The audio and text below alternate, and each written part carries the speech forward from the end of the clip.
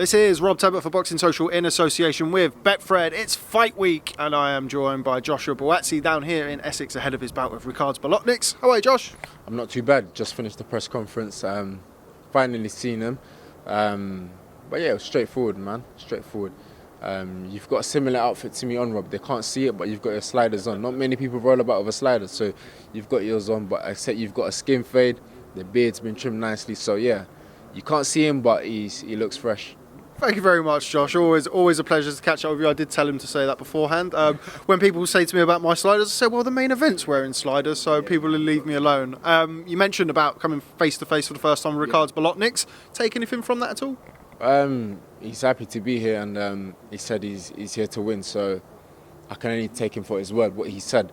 Of course, I've got a different book that I'm reading from, but yeah, he looks all right.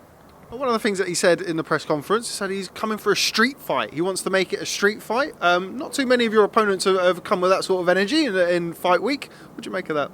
I think they've tried to, but when we get in there, they see it's a bit different, or they see, no, this is not for them.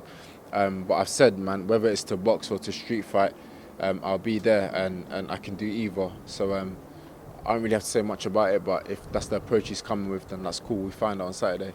How much have you seen of him? How much have you watched of Bolotniks? I think he's boxed. He's done that golden contract 3 times. 3 fights he had on it, or 4. I watched a few of them. Not too much, but I've seen a few, and I know what he's going to bring to the table. You have to expand on that. Without obviously expanding on it too much, what do you think he's going to bring to the table?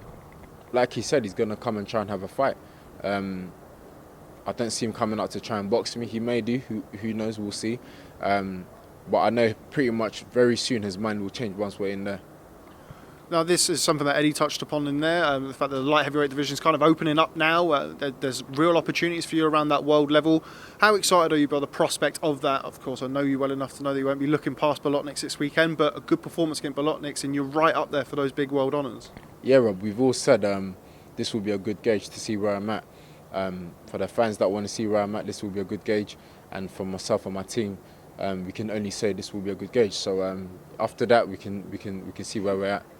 Now, I won't waste too much of your time because I caught up with you last week, of course. But one thing that I do want to talk to you about, because the last time I caught up with you was just before the finals of the Olympics. Of course, since then, they have played out. First and foremost, we'll start with Galal Yafai picking up gold in the flyweights. I know I was with you. You were FaceTiming him after he made it into the final. I saw how happy you were then.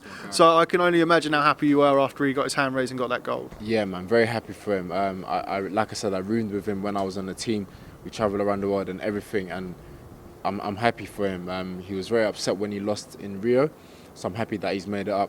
And for all the guys and the girls on the team as well, those that didn't even win a medal, my thoughts are still with them, and they're still champions, man. But I'm overall happy for GB boxing.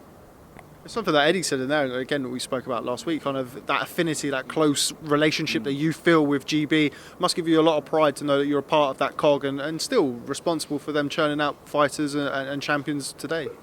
I wouldn't say I'm responsible, Rob. Part of the cog, yes. Cool, yeah, the coaches and that, I have to give them credit. But yeah, it's nice. I'm glad I went through the amazing experience, best experience of my life.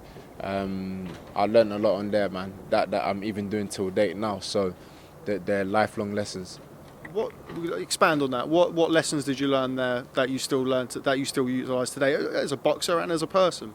Just within boxing, the skills that you learn, the formation and the formats that they've got up there, how religious we are with training, how punctual everything is, how professional everything is, and most importantly, they say it's the world-class program.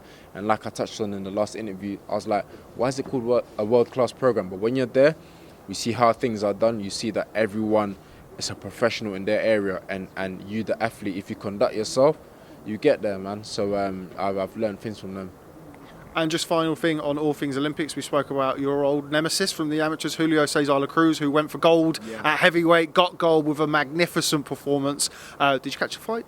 I didn't watch it, Rob, but I'm not surprised he won, man. That guy, he's one of a kind, so we have to give him credit as well, man. And there was the 75 kilo finals as well. He was a light heavy from Ukraine, but he's moved down to middleweight. He lost in the finals as well. Good fight as well, man. But great talent overall in the Olympic Games from everyone that participated in it. It certainly was. I'll leave the final word with you. Of course, you're headlining here at Fight Camp against a real live dog here in Ricards Bolotniks. He's coming to win, he's coming to beat you. How's the fight going to end on Saturday night? I'm going to win, Rob. I'm not here to... He's beaten 2 British fighters, I think, or 3. I'm not here to be added to that list. He's got his own game plan, that's great. When we get in there, we'll see his time, man. So there's not much to say. Okay, Joshua Buatsi, always a pleasure catching up with you. Thanks for out speaking to Boxing Social. I'm sure I'll catch up with you soon. That's all, Rob. Thank you.